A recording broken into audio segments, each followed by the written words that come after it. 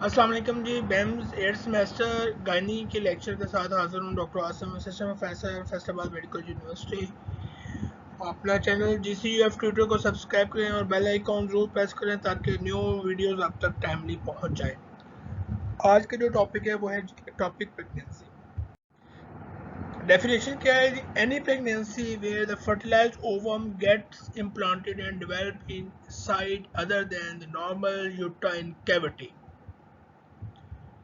Normally क्या होता है कि जो फर्टिलाइज्ड ओवम होता है वो यूट्रस के अंदर इम्प्लांट होता है और फिर डेवलप होता है। अगर उसके अलावा जिस्म में किसी भी जगह पे जाके इम्प्लांट और डेवलप होगा तो उसको हम एक्टोपिक प्रेगनेंसी बोलेंगे।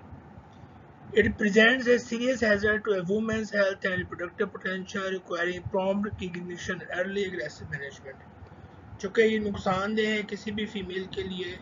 एक चीज़ जो जिस काम के लिए बनी ही नहीं, अगर वहाँ पे कुछ प्रॉब्लम होती है तो डेफिनेटली ये डेंजरस होगा और इसको बहुत जल्दी पिक भी करना चाहिए और इसकी एग्रेसिव मैनेजमेंट भी करनी चाहिए। यहाँ पे अगर आप देखें, यूट्रस है, फेलोपियन ट्यूब्स है, ये ओवरीज है। नॉर्मली जो होता है डेवलप फीटस जो फर्टिलाइज ओवम होता है वो इस जगह पे, ये यूट्राइन कैविटी के अंदर आके अटैच होता है।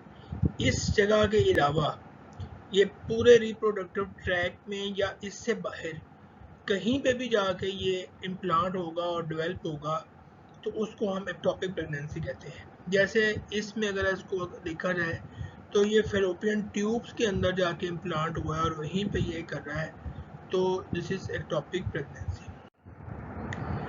इम्प्लांटेशन साइट्स कौन कौन सी हैं? यूट्राइन हो सकती है और एक्स्ट्रा यूट्राइन हो सकती है। यूट्राइन में जो है वो आपकी सर्विक्स है, एंगुलर है, सिजेरियन जहाँ पे पहले हुआ स्कार है और कार्निवल एंड्स के ऊपर है। एक्स्ट्रा यूट्राइन में ट्यूबल जो है वो 95 से 96% है, एम्प्यूला जो है 70% है, इस्थमस में 25% है, इंटरस्टिशियल 18% है और इनफंडिबुलम जो है उसमें 2% है। ओवेरियन आपकी प्रेगनेंसी हो सकती है और एब्डोमिनल प्रेगनेंसी हो सकती है। एब्डोमिनल में प्राइमरी है या सेकेंडरी है। सेकेंडरी में ये हो सकता है कि पहले ट्यूबल और रप्चर होकर वो एब्डोमिन में चली गई, इंट्रापेरिटोनियल है, और एक्स्ट्रा पेरिटोनियल ब्रॉड लिगामेंट में जो बहुत रेयर है। तो इम्प्लांटेशन साइट्स आप याद रखिएगा, ये वाइवे में पूछूंगा आपसे मैं। ये फिगर जो है ये आपका असाइनमेंट है आप लोगों की कि आपने ये फिगर ड्रॉ करनी है। वहाँ पे डिफरेंट साइट्स जो हैं ट्यूबल प्रेगनेंसी के और उनकी अकरेंस रेट लिखना है कि यहाँ पे इतने % ये अकर करता है। अच्छा जी, नॉर्मल प्रेगनेंसी है वो आपकी इस फेज के अंदर होती है, दिस इज, ये यूट्रस के अंदर होती है। ठीक हो गया जी। अगर सर्विक्स के अंदर होगी तो ये सर्वाइकल हो जाएगी। ठीक है, बाहर ऊपर पड़ी हुई तो ये ऊपर जो कि इंटेस्टाइन पड़ी होती है तो इंटेस्टाइनल हो जाएगी। ठीक है, इंट्राम्यूरल हो सकती है, ओवरी के अंदर हो सकती है, आपका इनफंडिबुलर में हो सकती है, आपके फिमरल एंड है फ्लोपियन ट्यूब्स के अंदर, एम्पुलरी ट्यूब में हो सकती है, इंटर लिगामेंट यहाँ पे आपकी हो सकती है, इस्थमिक ट्यूब है ये ट्यूब के अंदर पड़ी हुई है। ये डिफरेंट टाइप जगह है जहाँ पे भी प्रेगनेंसी जो है, जहाँ पे आपका फर्टिलाइज ओवम जाके अटैच हो सकता है और उसके बाद वहाँ पर डेवलप कर सकता है। तो इस पोर्शन के अलावा ये मैं इसको थोड़ा सा अगर हाईलाइट कर सकूँ ताकि आपको समझ आ जाए। सॉरी,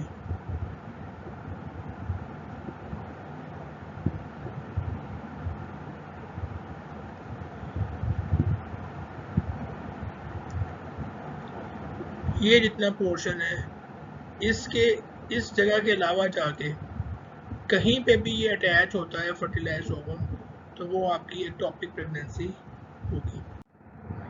एटियोलॉजी में क्या है? Any factor that causes delayed transport of the fertilised ovum through the tube. Fallopian tube favor implantation in the tubal mucosa itself, thus giving rise to a tubal ectopic pregnancy. These factors may be congenital or acquired. अब क्या है कि कुदरत ने एक बड़ा specific time रखा हुआ है एग की फर्टिलाइजेशन से लेके उसके इम्प्लांट होने तक। अब एग नहीं होता है जो उसने फर्टिलाइज होकर फिमरल एंड से होता हुआ पूरी फेलोपियन ट्यूब से गुजर के फिर वो पहुंचता है यूट्रस तक।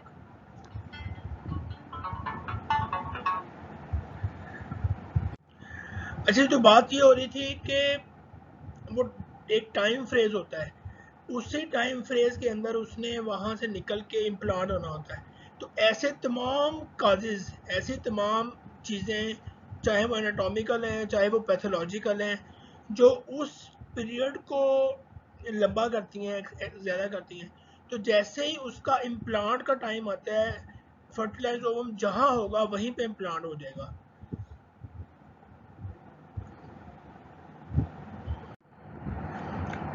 अब उसमें क्या है, कंजेंटल में क्या है, ट्यूबल हाइपोप्लेजिया है, टेरोसिटी है, टार्चोसिटी है, कंजेंटल डायवर्टिकुलाई है, एसेसरी ऑस्टियाज है, पार्शियल स्टीनोसिस है, इनलोंगेशन है, इंट्राम्यूरल पॉलिप्स है, इन ट्रैप ऑन इट्स वे है। हाइपोप्लेजिया क्या होता है कि वो बना ही नहीं है, ट्यूबल जो है ट्यूब प्रॉपर डेवलप ही नहीं हुई, तो जाहिर बात जहाँ पे डेवलप नहीं हुई होगी वहाँ पे आके वो ऑब्स्ट्रक्ट कर जाएगा। टॉर्टोसिटी जो है कि वो बहुत ज़्यादा उसके अंदर कहते हैं कि ट्रफ्स हैं, कोन्स ट्रफ्स हैं, मतलब उसके अंदर डाइवर्जन्स बहुत ज़्यादा है। तो डेफिनेटली जहाँ पे डाइवर्जन ज़्यादा होगी वहाँ पे फासला भी ज़्यादा तय करना पड़ेगा।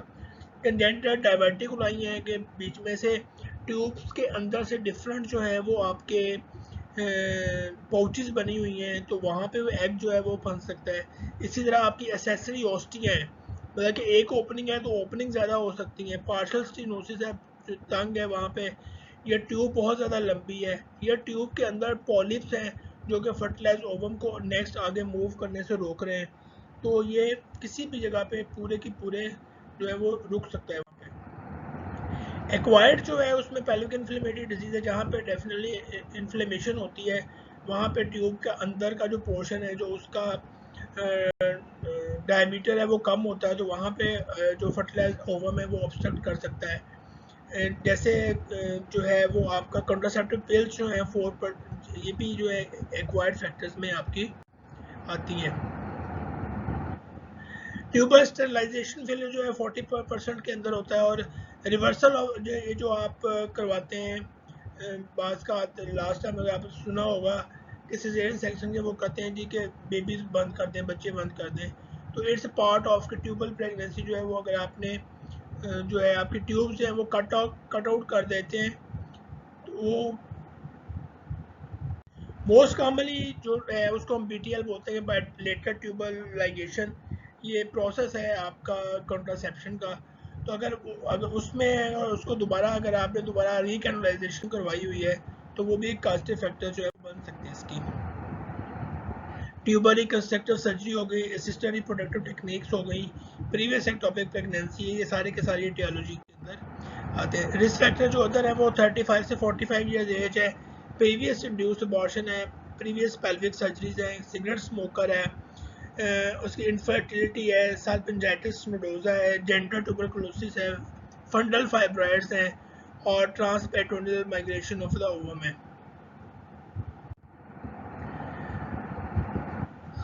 अच्छा जी, ये आप देख सकते हैं इसके ऊपर कि यहाँ के ऊपर अगर आप देखें तो ये सारे के सारा ये वाला पोर्शन जो है वो आपका अनरप्चर्ड जो है, लेकिन ये स्वोलन लग रहा है, हाइपरीमिक लग रहा है। और यहाँ पे जो है ये रप्चर्ड एक टॉपिक है आपकी कि ये आपकी फ्लोपियन ट्यूब्स हैं, और ये रप्चर होगी और यहाँ पे आपके प्रोडक्ट ऑफ कंसेप्शन जो है वो नज़र आ रहे हैं। क्लिनिकल अप्रोच क्या है, डायग्नोसिस है, can be done by history, detail examination and use of investigation है। कंप्लीट हिस्ट्री लेते हैं, एग्जामिनेशन करते हैं, हिस्ट्री ऑफ PID है, ट्यूबल सर्जरी है, कॉन्ट्रासेप्टिव पिल्स की यूज़ की है, स्पेक्ट्रम ऑफ क्लिनिकल प्रेजेंटेशन जो है। एक पेशेंट बाज का तो सिम्टोमेटिक भी होता है, लेकिन अगर रप्चर्ड एक्टोपिक आ जाए तो उसके साथ सीवियर एक्यूट एब्डोमिनल पेन होती है रोर की, और बाज पेशेंट जो होते हैं वो शॉक के साथ प्रेजेंट करते हैं। तो जो मोस्ट कॉमन है क्लासिकल ट्राइएड होती है, पेन की, एमेनोरिया की और वजाइनल ब्लीडिंग की। ये क्लासिकल ट्राइएड है। अगर पेशेंट जो है वो अर्ली प्रेजेंट करता है तो वो सीवियर एब्डोमिनल पेन के साथ करता है। एमेनोरिया की हिस्ट्री डेफिनेटली होगी, इसलिए आप प्रेगनेंसी उसे कहेंगे।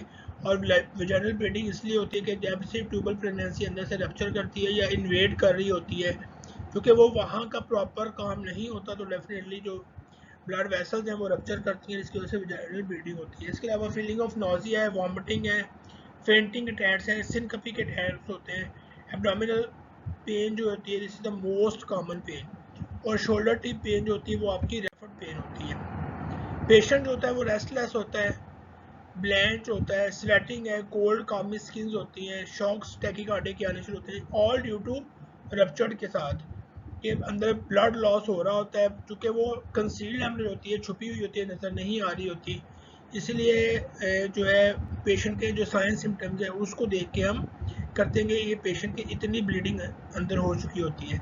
एब्डोमेन जो होता है वो टेंस होगा, टेंडर होता है, शिफ्टिंग डलनेस होती है, रिजिडिटी में भी प्रेजेंट है।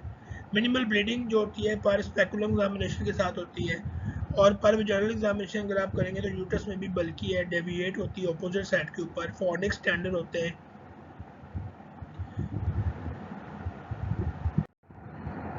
जो क्रॉनिक एक्टोपिक प्रेगनेंसी है मीन्स के थोड़ी लेकिन डायग्नोज है क्लिनिकल सस्पिशन के ऊपर होती है, प्रीवियस स्टेज पेशेंट को थोड़ा सा कह लें कि जैसे आपने पढ़ा है थ्रेटन अबॉर्शन कि थोड़ा सा डिस्टॉर्ट हुआ है, इसी तरह इसमें थोड़ा सा डिस्टॉर्ट होता है, पेल्विक माइल्ड से एब्डोमिनल पेन के साथ है, पेशेंट पेन किलर लेता है या एंटी स्पाज्मोटिक्स लेता है, पेन रिलीव हो जाती है, 1 या 2 दिन के बाद दोबारा फिर ऐसे होते हैं, अटैक्स होते हैं। तो अगर ये बार बार अटैक होते हैं और बहुत कम हो और ये सिर्फ थ्रेटन हो तो वो उसको हम क्रॉनिक एक्टोपिक प्रेगनेंसी जो है वो बोलते हैं।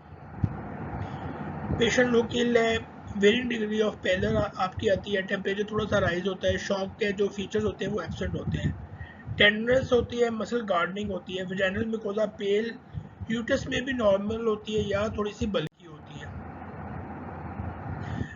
अनरप्चर्ड एक्टोपिक जो होती है वो सेफ होती है, मोस्टली पेशेंट होते हैं वो उनमें साइन सिम्टम्स नहीं होते, ये सस्पिशन होती है बात करती है, और क्लिनिकल डायग्नोसिस है आपका।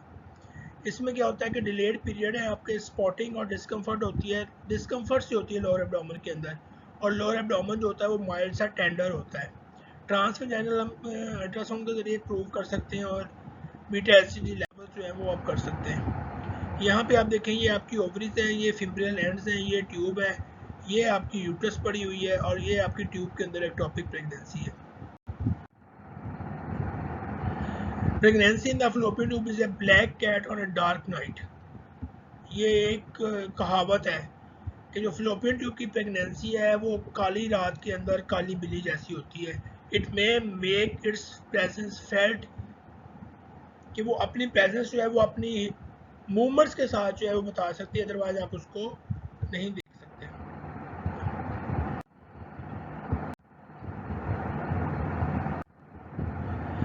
कलर डॉपलर में आपको फलोपियन ट्यूब के अंदर ब्लड वेसल्स के साथ ही आपको हाइपरकोइक एरियाज नज़र आते हैं, और ट्रांस एब्डोमिनल सोनोग्राफी भी आप जो है वो कर सकते हैं 5 to 6 वीक के बाद। ये डिफरेंट जो है उसकी पिक्चर्स हैं इसकी एक्टोपिक प्रेगनेंसी की।